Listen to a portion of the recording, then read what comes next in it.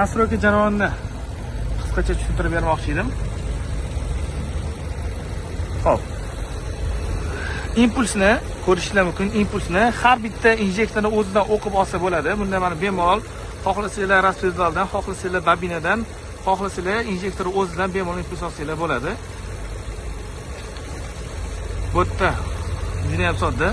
Metan bo'lsa metan, propan bo'lsa propan qilib belgilaysizlar.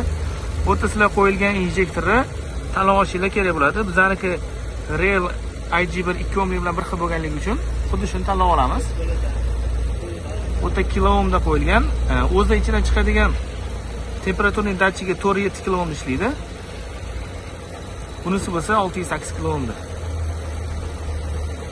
Bu yerda datchik nastroykalari, bu propan bo'lganligi uchun bunda datchik nastroyka qilmaymiz hozir. Bemalol datchikni yarki qilib, gronkisini balandroq qilib, xohlagan nimalarda ishlasanglar bo'ladi.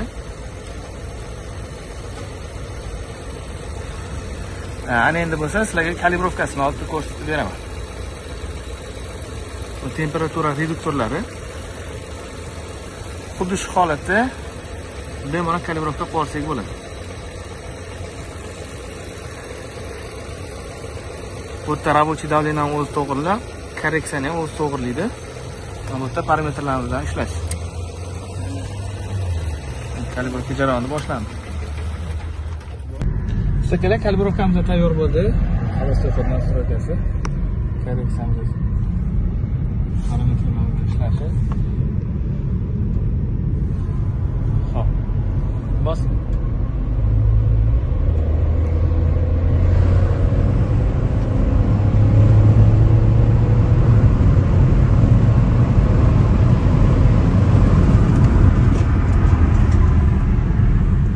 Hech qanaqangi siltalash yo'q.